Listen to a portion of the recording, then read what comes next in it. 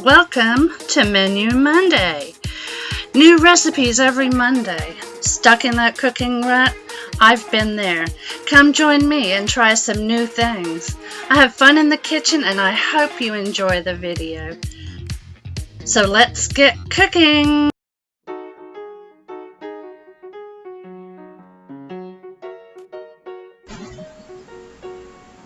Today we're going to marinate some chicken to put on the Blackstone, and I'm just following the directions on a package that I purchased. So far we've put in some oil, I think some water, but just follow your directions on the package. We got the mesquite that looked good, and I'm going to mix this up and put it in a bag with the chicken and let it marinate all day long. I got some very thin chicken breasts. It was a large pack though, so it went a long way. I think we even had leftovers.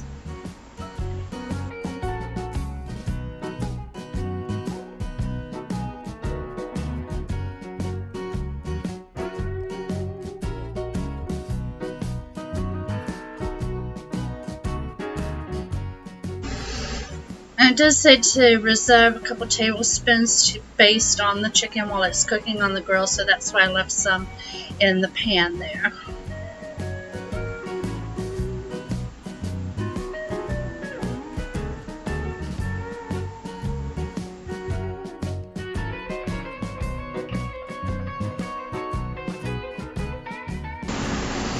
And now for the potatoes, we just got some of the very small ones. These are the multicolored.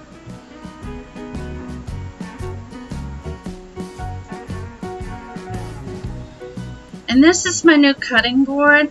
So after I get done showing you this meal and the ingredients at the end, I'll show you the cutting board. It has several different plastic tops that go on there for each different type of thing you will be cutting, so as not to cross contaminate things like chicken and your vegetables and so forth.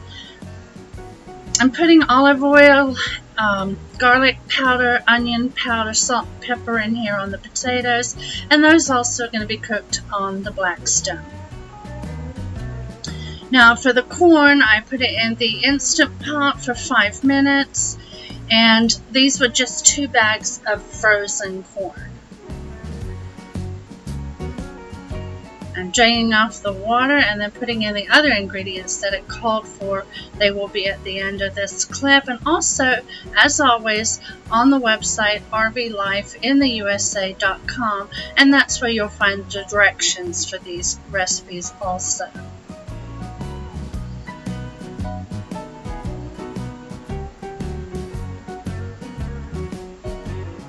Add a little salt and pepper too, and I'm going to give this a stir and put it on saute low so that everything can combine and the cheeses will melt. Well, the cheese and the butter. I apologize, that was my ice maker in the background. This is really tasty and it was very quick. Alright, so Big Daddy bought in the potatoes and the chicken from outside, and that was our dinner tonight. It was really good, it had lots of flavor, so give that a try.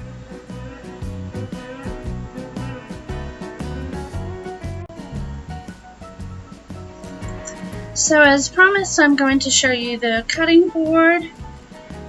This is bamboo. And it comes with 7 color-coded flexible cutting mats that are stored in the base. These have food icons. The black one is plain. I guess you could leave that one on top. I have a personal one that I like. So we've got our cheese, our fish. I don't need to keep telling you. You'll see them. The one I use the most is actually the vegetables for fruit and veg. So I'll probably use maybe the cheese one or the fish one for the vegetables too, because I don't eat a lot of fish, and I wouldn't be cutting cheese on here. But I love the cutting board. I got it from off of Amazon. It was $26.92. I will link it below. I cut my own placemat to put on the top to leave it on the oven because it was color that went with my kitchen, and I love the saying too. So that's where it sits. Now let's move on to our next recipe.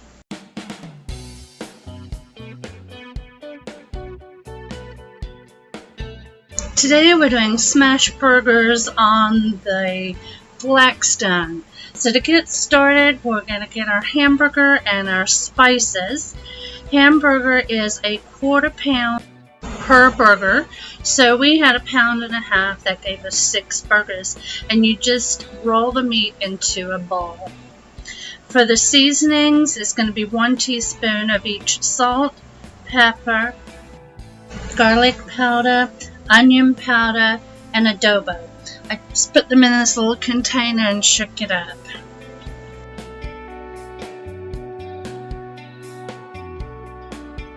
So here we go, getting the hamburger balls on the Blackstone.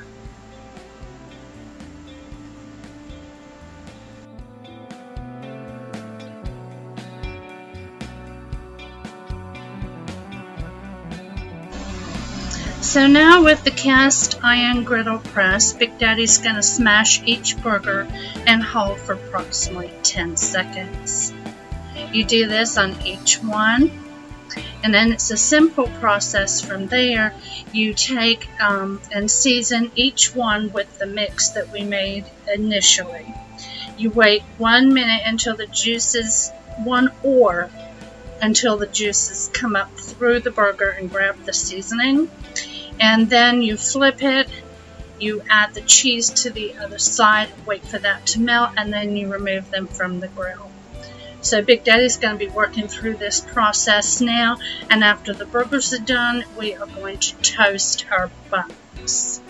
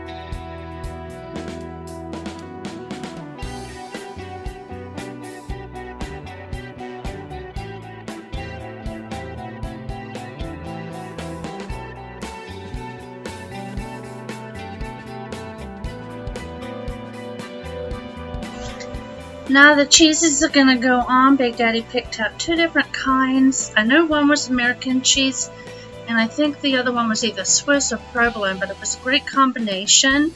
And you'd think by smashing these burgers that you would lose all the juice, but honestly, because they're cooked so quickly, they are very, very juicy. I highly recommend trying these if you like a good burger. And the toasting of the buns with mayonnaise was just spot on.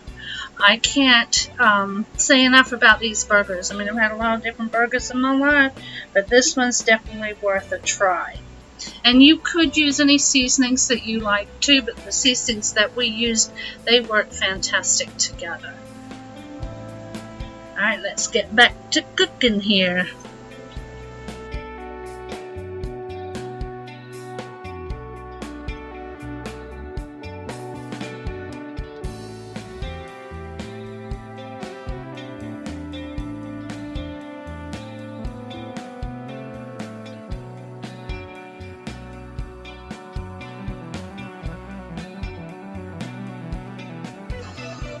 Yes, that was definitely Swiss cheese with the American. Now, it says to put the dome cover on. We don't have one. I just have this Ninja cover, so we used it. But honestly, the cheese melted just as well without the cover as it did with it. So I wouldn't invest a lot of money into the cover unless you're going to be using it for steaming and stuff like that. I know if you put water on there and then put the lid, then it causes steam that does melt quickly. But we did not try that little trick, but we'll practice with this lid, and if we feel like it's worth it, we'll get one of the Blackstone domes. So yes, these are coming off the grill already. It was a very fast cooking process, but like I said, delicious. Now to clean the grill so we can get the buns toasted, getting this done in a very fast forward. However, cleaning a Blackstone is not too bad. Now, what we did is put mayonnaise on these buns and toasted both sides face down. Didn't take very long, but boy does it taste good too. Highly recommend the mayonnaise versus butter.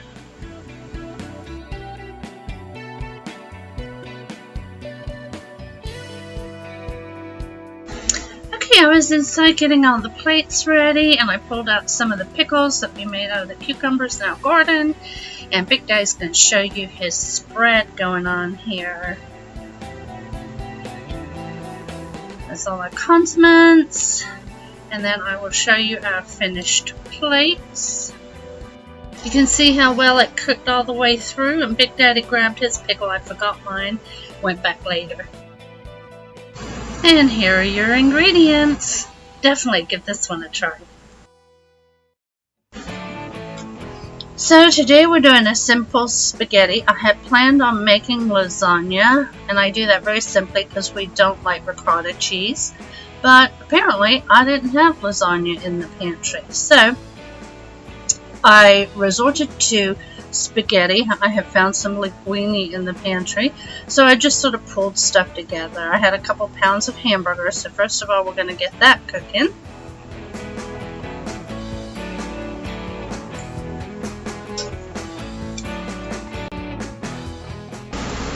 I'll get the stovetop going, get the hamburger on here, and I'll mash this up with this handy masher.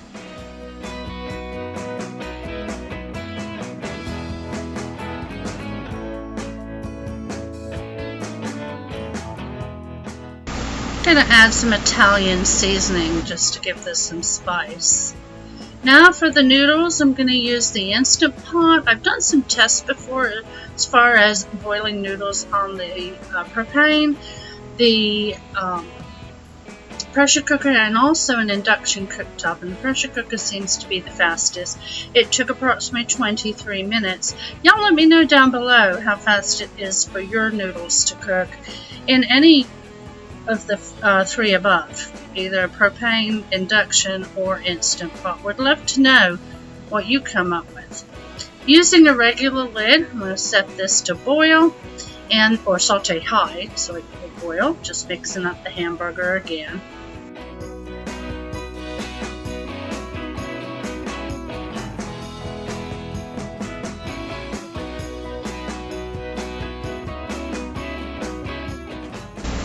Now it's time to drain our hamburger. Never put this down your drains. It will mess up your gray tank. So I always put it in a bowl and I throw it away, or I put it in a jar, which I save in the pantry, depending on what kind of grease it is, and make sure it gets disposed of in the trash. Once it's drained, we're going to put the hamburger back in the pan, and we're going to add some spaghetti sauce. Today I used Simple Ragu. I added a little water so I could get the remainder of the sauce out of the jar.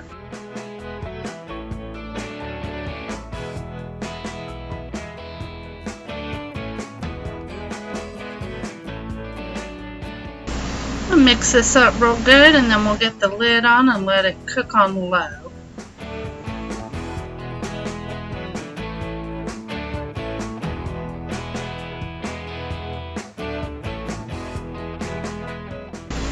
Now our water's boiling. We're going to go ahead and put in our, which I thought was spaghetti sauce. All I have was linguine, but it was just as good. You can use any kind of pasta that you like.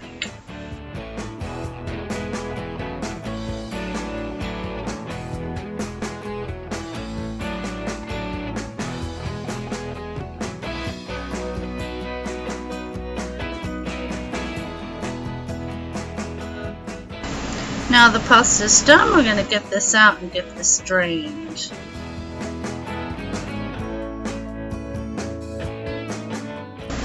Now rinse it off.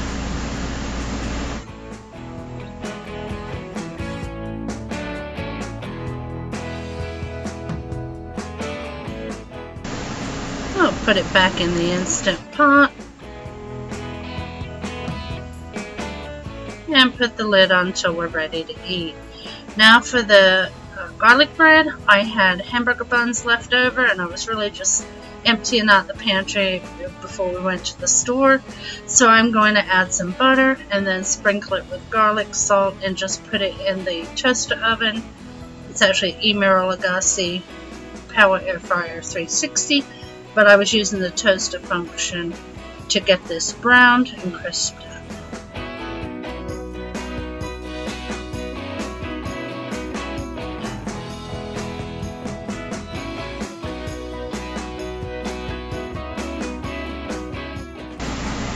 And this was our dinner tonight. Here are your ingredients, and of course RVLifeintheusa.com will have your directions as well. Great dinner! So our tree in the backyard is full of figs. We have already taken several batches off of there, and this is what we got yesterday. So I wanted to get them cleaned up and done. So the first thing I did was wash them and take off the stems, which you see me doing here.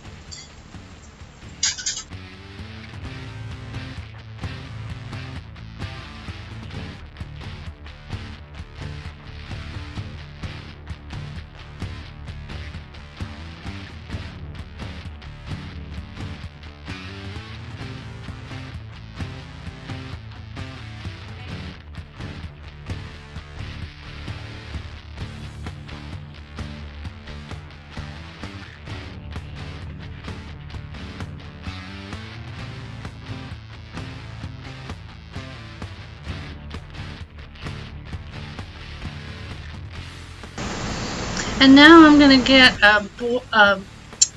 the water boiling in the Instant Pot. This is the first step, so I'm going to go ahead and get this filled up while I'm still cutting up the figs. We'll get that set on saute high and put the lid on.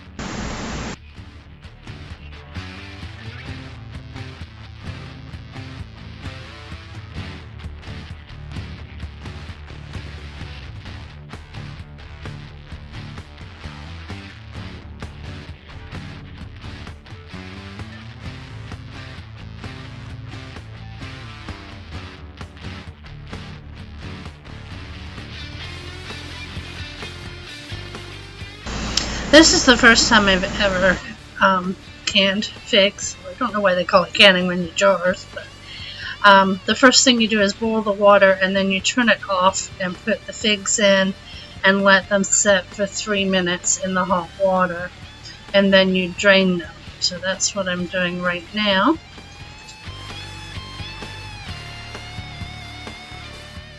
Just setting the timer for the 3 minutes. This is the batch, like I said, we got yesterday, and there's other figs already turning out there, so it looks like I'll be out there tomorrow or the next day getting another batch done. This made 2 quart-sized jars, largemouth, and it's going to last quite some time, and like I said, there's still plenty more to go. Alright, I'm draining the figs now after the 3 minutes. And the next thing to do is to melt your sugar into the hot water. Once it's boiling and it's all melted, you put in some lemons and then the figs. And you want to turn this on low and let that cook for about 2.5 hours or until all your figs are tender. Be careful when you're boiling the sugar water. Make sure you don't get it too hot. You have to stand there and stir it, otherwise it will burn.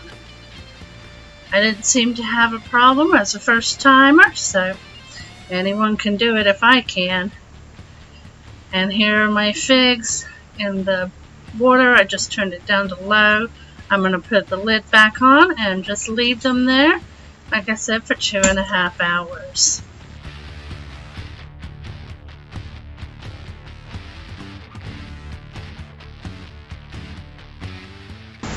Now the figs are done, I'm boiling the jars, the lids, and the rings. I boiled 4, but we only used 2.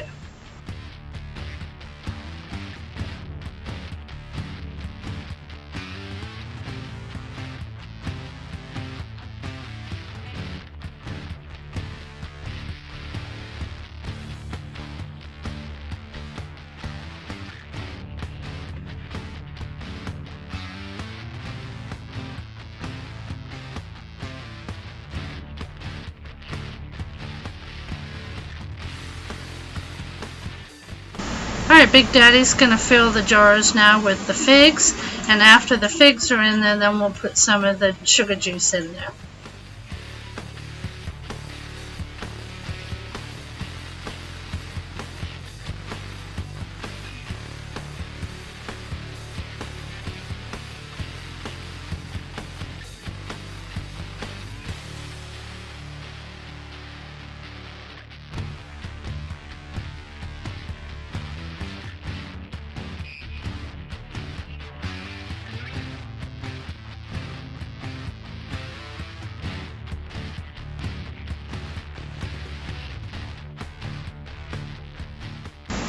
Alright, now the juice is going in. Sorry, that was Big Daddy going out to the grill. And then you have to wipe off the top of the jar so that none of the sugar gets stuck on there and it will stop them from sealing. So you want to clean those off real good before you put the lids on.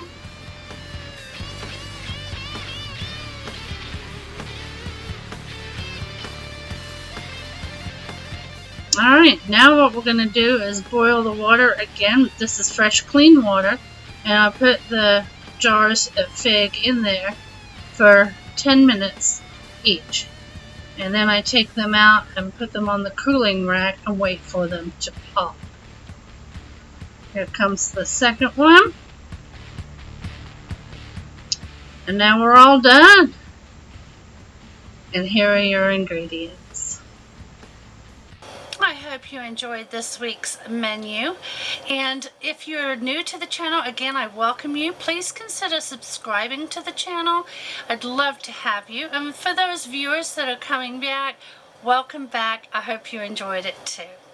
I'll be back soon with another video. Take care, y'all. Love you. Bye-bye.